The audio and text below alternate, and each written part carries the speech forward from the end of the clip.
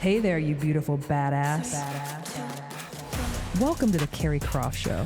I'm your host, Keri Croft, delivering you stories that get you pumped up and feeling like the unstoppable savage that you are. So grab your coffee, put on your game face, and let's do this thing, baby. Avena Women's Care is a collective of 40-plus providers that have been serving Central Ohio communities with comprehensive women's health care for decades. They meet women where they are in every phase of life. From fertility services to menopause care, annual checkups to 3D mammography, Avena provides robust services for all. So for the highest level of individualized women's health care, there's one name to remember: Avena Women's Care. Go to www.avenawomenscare.com to request an appointment. Be sure to tell them Keri sent you. Ready to elevate your self-care game? Boss Gal Beauty Bar is a modern med spa offering everything from cosmetic injectables, lasers and microneedling, to medical-grade facials and skincare. Conveniently located in Clintonville, Grandview, Powell, and Easton, making self-care a priority has never been easier. Use code CROFT for $25 off your first visit.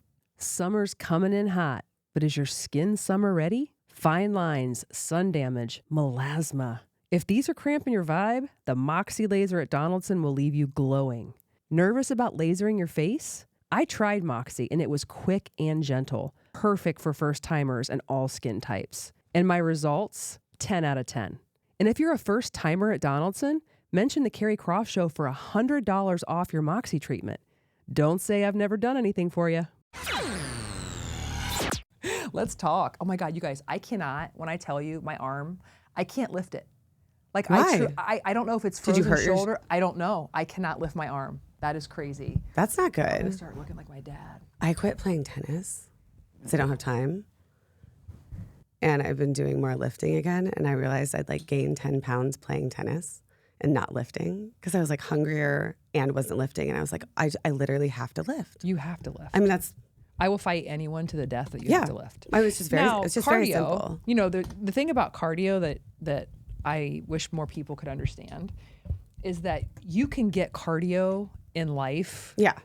You can figure out ways. And I'm not saying not to do, I do little like intermittent spurts of cardio still. Yeah. Like I like doing 20 minutes on the stair mill, but like it's for me. It's because like I want to watch a show or like it's, you know. But if you're also doing strength training, I don't want to say the right way, but the way that I believe I like to do it, it feels like cardio half the time anyway. Yeah, it's hard, because your heart is like pumping like crazy. Well, and I was listening to this really awesome expert on Mel Robbins about like who studies women's fitness at Stanford. I know who you're talking about. Yeah, and she was like, women shouldn't be resting between sets as much as men. You got to go, right? And I was like, oh, that's so interesting. Because like when Carl and I live together, he always wants to rest forever between sets. And I'm like, I just want to do it.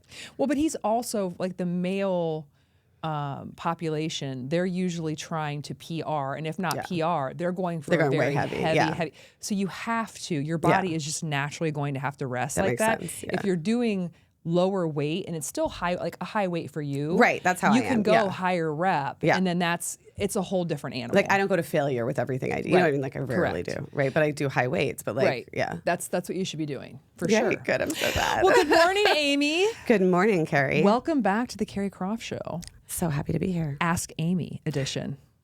I mean, I love it so much. It's so fun. I love talking to you. I could talk forever. I know, me too. But I really don't love the topic that we're going to broach here at the top of the show. But, you know, as we just discussed, I feel like it's very necessary. It is, because the conversation is happening everywhere, so we should have it too.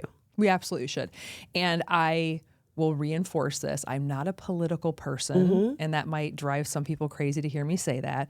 I just, you know, I'm careful around trying to go too deep into a rabbit hole around politics, but this isn't, to me, you know, the Charlie Kirk thing is not about politics to me as much as it is humanity. Right. And our kids, you know, and let's talk about the fact that we live in a world today where, you know, our kids now have witnessed an assassination on YouTube.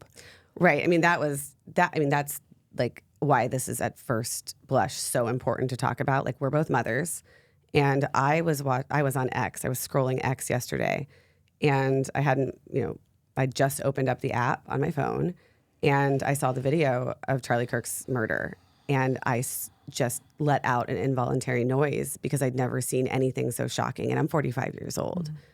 And my husband walked out of his office and he's like, what happened? And I said, Charlie Kirk was murdered. My husband's like, who is Charlie Kirk? But, the murder of anybody, our children shouldn't be watching it live streamed, right? And we have to address it with them because they're going to. And so you have to have that conversation, because otherwise we live in a world where nothing is real, right? Like if they're seeing, like if we're not talking about the fact that this was an actual human who was murdered and it was filmed and that's what you watched and that's terrifying and heartbreaking and wrong, then they might see Charlie Kirk's murder, an actual person's murder, the same as they like saw something that happened in like K-pop Demon Hunters, right? Yeah, we're not in a. This isn't like, so a game on your computer. This is a real human being. No, it was a dad with 2 little kids. It's just like I guess I'm asking for a friend here, right? So approaches that I like to take on this show, and I always say this whenever it's relevant, is I don't get a microphone and turn on my Rodecaster and say, I have all the answers. It's the opposite. I'm in search of answers. I'm constantly curious and searching around the human condition. I want to be challenged. Right. I want to change. I want to evolve, and I want to learn, right? Right. So I'm asking for a friend right now.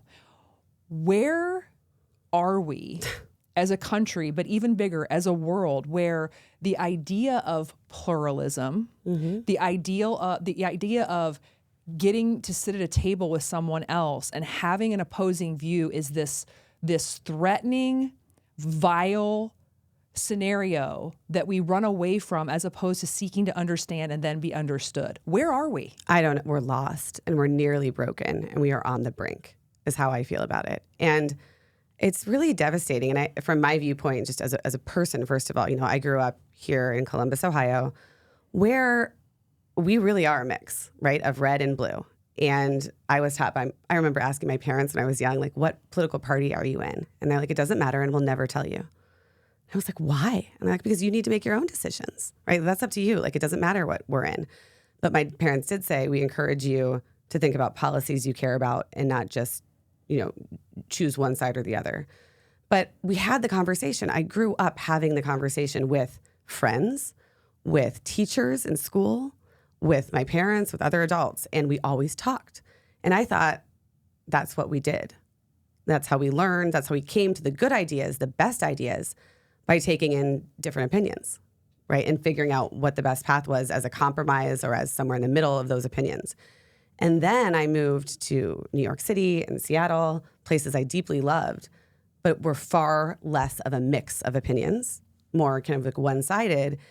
And I really fell prey to it for a long time too, of like, well, we're right, they're wrong. We're right, they're wrong. But that's not how it is, right? And our country was based on this idea of bringing together different ideas.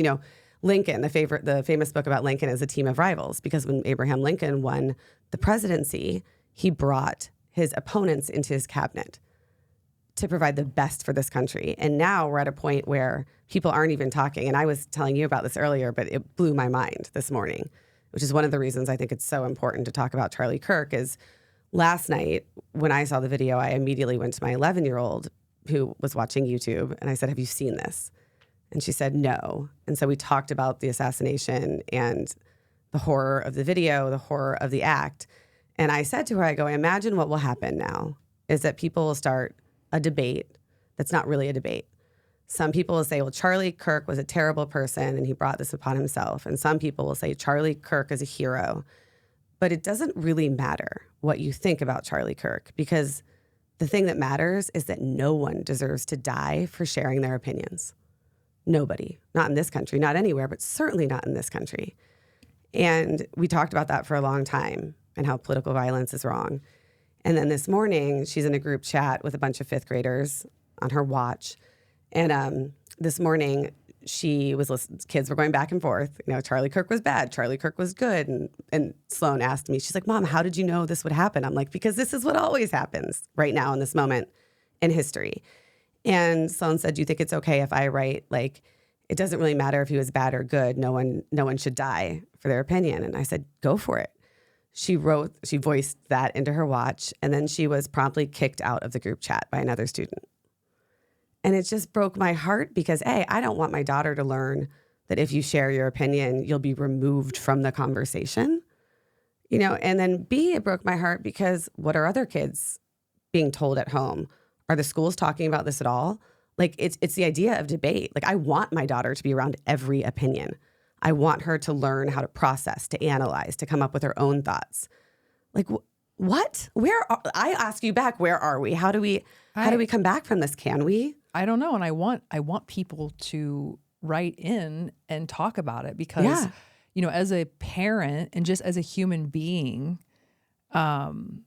and it's not just Charlie Kirk. It's like, go back, last week? Was it last week or 2 weeks with the church shooting? In Minnesota, in Minneapolis. There's too many to even name. Right. I mean, even just this past 3 days, right? Like, yes, Charlie Kirk was murdered yesterday. There was also a school shooting in Colorado, which barely got any news because, and then 2 days ago, a Ukrainian immigrant who fled the war was stabbed to death on a train in Charlotte, North Carolina, and everybody just watched it and no one did anything.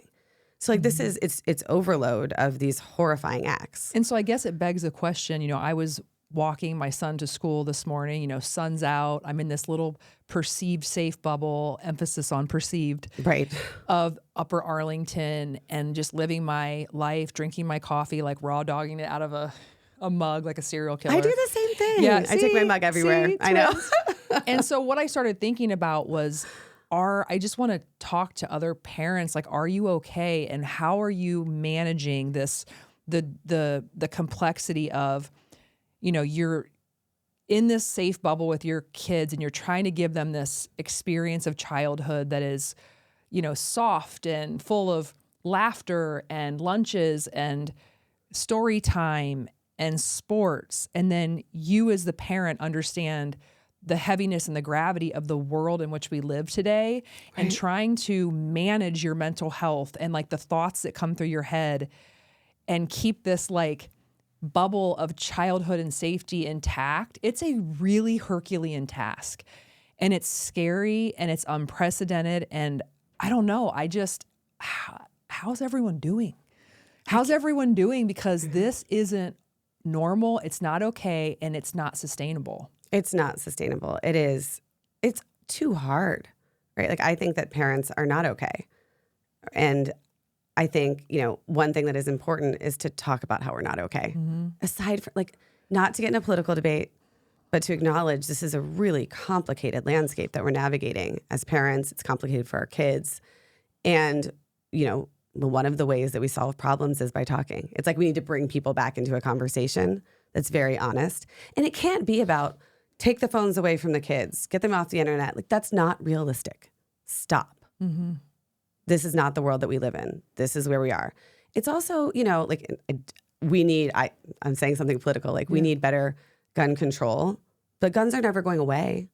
And if it wasn't guns, could it be knives or, we need to talk about it. Like, the reality that we live in, set the table, say, this is where we are. What do we do? How do we protect each other? And maybe if we're having those conversations and we're having those conversations with kids, we all become more protected because we know people give a shit. And it won't happen as much. And back on the Charlie Kirk thing, I'm not surprised at the responses. Just like you said, there's going to be people that say he's a hero and that say he's a villain.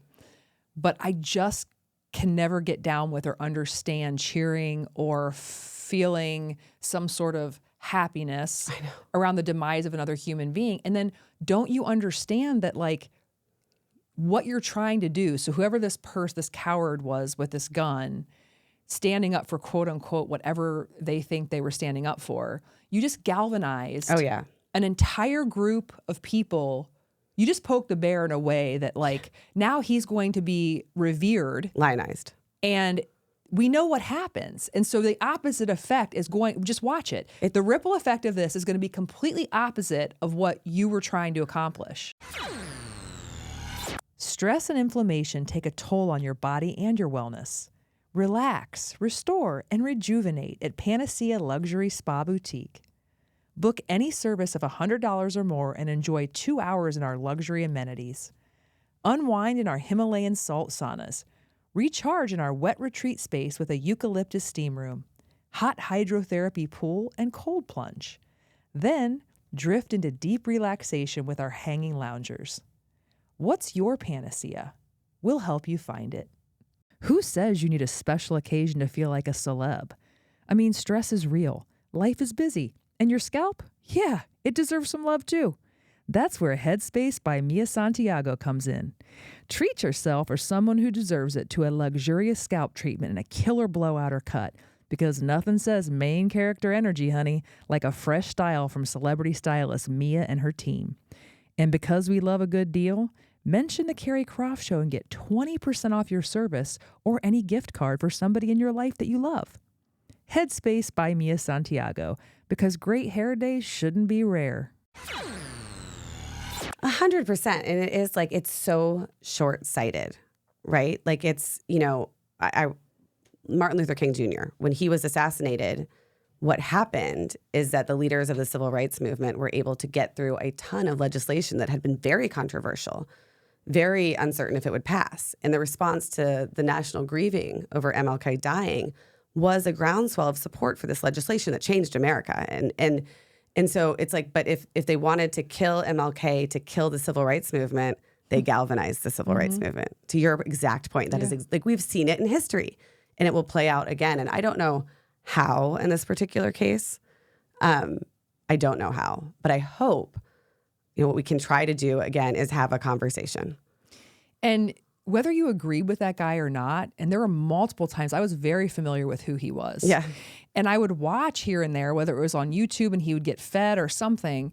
And I was just always struck with how articulate he was and how well he was able to open dialogue. Yeah. And just, he didn't care. He was like, I'm going to just get the microphone. Let's have a conversation. And so whether you agree with his opinions or not, like push away his opinions, that format and infrastructure is what made our country great. Is having a debate around things you care about. So plug in whatever you're debating about. So are we not allowed to do that anymore? My dad was saying, some people are saying that Charlie Kirk is a victim of the political atmosphere he created, the very divisive atmosphere. And my dad said, what do you think about that? And I was like, that's just such a nice way to invite a conversation. Instead of my dad declaring that was his opinion, shutting it down, making me feel aggressive or like I couldn't say anything. And it was like that, it's something as simple as that. And I feel like a lot of adults have forgotten that as a tool, and we're not teaching our kids that as a tool. No. What do you think about that? Like, I want to hear your opinion, and I'm not then ready to jump down your throat. And it was really like, I was listening to a clip where Charlie Kirk was talking to a college student who identified as a man, who hadn't, gone under any like transitional surgeries or anything, but they were having a great conversation with Charlie. And Charlie was like, are you comfortable telling me your story? Are you? And he was asking him such great questions with such respect. And at the end, he said something that, I didn't love. Charlie said, like, my hope for you is that you feel comfortable in the gender you were born in. And I didn't love that as the end of the conversation, but they had a dialogue, and Charlie invited this person to share their opinions, and they talked, and the person felt heard. Right. Right. And like that's the debate. Whether you loved or hated Charlie Kirk, the thing that he did was actually really important in America, because at a time when a lot of our youth are opting out of the democratic experiment of like not voting, not knocking doors, not showing up for reasons which I understand in a lot of ways. Charlie Kirk was going to college campuses, drawing massive crowds simply to debate, to have a conversation, and he did. And that's important because he was someone who believed in debate. He said we are allowed to debate. And not only that, but like, come on up. If you want to have a different opinion than me, you get to the front of the line. And like that is so important. And now will we have less of that because of Charlie Kirk's murder? Because that's a loss for America. And the other thing is, I think our politicians and our political leaders, whether they're in office or not, are going to retreat. They'll get more security. They'll become more distant from the people they're meant to represent and talk to and learn from. And that is a huge loss. Yeah, I think about it and I'm like, if things keep going the way they're going, what does 20 years from now look like? It doesn't look like a republic. It doesn't look like a democracy. I don't know what it is, but it's not an exchange of ideas. And that's what our country was founded upon. I don't know. And there's part of me, you know, like in this mix of emotions, you know, last night, part of me was like, I just want to protect my children and I hate all of this and I can't deal with any of it. And I want to move to the country or an island and homeschool them and shut down and just say we're out. And then there was another part of me that felt like, my God, more of us need to be like this kid and go out and have public conversations, no matter how afraid we are, no matter how many people will disagree with us. And we just need to do it. You know, I used to be really involved in politics and part of one party, very vocal, raised a ton of money. I now consider myself post-partisan because I just don't think either party does a great job of representing people. But it's interesting. I'm actually afraid to even say that because I'm afraid people will come for me if I say that. And I feel pretty comfortable debating people, but like I'm just tired. Yeah, and they will come for you. They're going to come for you whether you say, you know what, I'm leaning really heavily towards the Democratic side again. Yeah. Oh, wait, you know what, I am now a Republican. Or, hey, I'm post-partisan. You're going to get eaten alive no matter what. So it's like, I am truly at a loss. I think it may be because I did watch it over and over again. Last night, God. Like the part where he got shot in the tent. No. I did. I mean, and that's what I would just like pause for a moment. World. Mm-hmm. And I know like that is it's a natural instinct to do that, but we cannot. I just hope they take the video. You can't scrub a video from the internet, but it's too much. You know, and so then I was like, you know, you just think about not only our kids watching that, but his children, his wife, the people in his little corner of the world who saw him as a soul, a living, breathing human being with flaws and, you know, loved him for who he was. I mean, imagine if that was your husband or your brother. Or like, I can't. And I just see people out there who I think are otherwise intelligent, loving people who I feel like, yeah, you're probably a pretty good person. And they're trying to sort of fit this in a box where it was okay because their political views are so far left. Yeah. And I'm like, no. Do not put a social media post out this morning that's trying to caveat, which I saw this from a couple of very prominent people on the left. Yeah. And I've seen it from more than a few. Shannon Watts being one. You don't have to say by the way, I know he was a human being, but this also can be true, the duality of, because you could be considered an extremist on the left. Right. And the thing is, if we accept political violence in any form, we accept it in all. Now, if we are fucked. If that would have been somebody on the left that got shot, I know. Are you kidding me? Mm-hmm. Hell hath no fury. Mm-hmm. And again, I am someone who just wants to live in a world where, I'm not trying to say I'm anything. I'm independent, and I am very disappointed and disenchanted with all of it. Right, That's exactly. what I am. But I also, don't put posts out trying to caveat the fact that it was okay that this person was assassinated in a public forum because you don't believe in and he was an extremist and he was wreaking havoc in the world or whatever. Well, and the thing is, here's the thing. If you're saying that Charlie Kirk brought this upon himself because of his views, you are saying we can't debate. You are saying we cannot have the full spectrum of views in this country. You are saying that it is okay to be the opposite of what our founding fathers created this country for. You are saying, no, we cannot debate. And that goes for your side too. Right. It's incredible to me. When I practiced law, when I started out of law school, I worked for this incredible lawyer named Floyd Abrams. And he was very progressive, and he was a First Amendment lawyer, and he took on like the Pentagon Papers when Nixon was, being kicked out of office. But he said to me, because you could think if you're going to work for Floyd Abrams, you're going to be doing all of this amazing First Amendment work, and it will be very progressive. But he said to me at lunch, he took me to lunch, and he said, if you're going to work with me, you have to promise me that you will defend the rights of the KKK to speak just as much as any cause you care about or think is right. And I had to sit with that. But that's the American promise.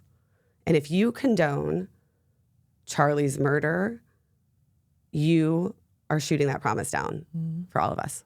Yeah. It's not okay. No, it's not. And it is very brave to disagree with everything he says and condemn his murder.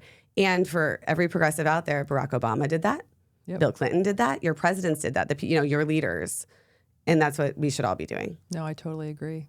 So yeah, if you're listening to this and you have an opinion or you're feeling a certain type of way, just reach out. Yeah. Like I do feel like, in this micro forum here on Ask Amy, let's have a conversation, because I know I'm feeling the weight and the heaviness of just, like I said, of managing these two different pieces of life. The trying to keep your kids safe and in this little, I don't even want to call it make-believe world, but like, what is childhood, right? And then this heaviness of, oh my God, what the hell? And so, I don't know, we're in it together and we can all share and learn from each other. And I promise it will not be a political conversation. I agree. And there's one thing I wanted to say, because I think about this a lot, because I'm like, oh, it's so hard to be a parent today. And then I'm like, well, in 1850, they dealt with disease. And, in 1940, they were dealing with wars. But like, those were these great big collective enemies that we kind of understood and we're dealing with.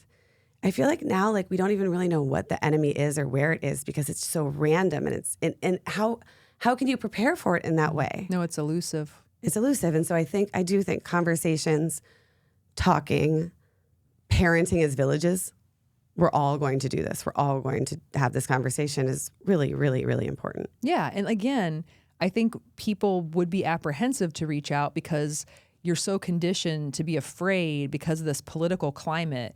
What we're talking about is humanity. It's not about a political anything. And it's about surviving and trying to thrive through the realities and complexities of the world that we live in. So this isn't a place where it's like, oh, you're a Republican, fuck you, or oh, you're a Democrat, eat shit.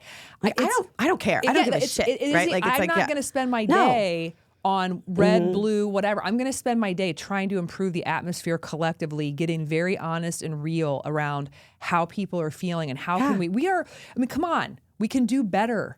We all have greatness inside.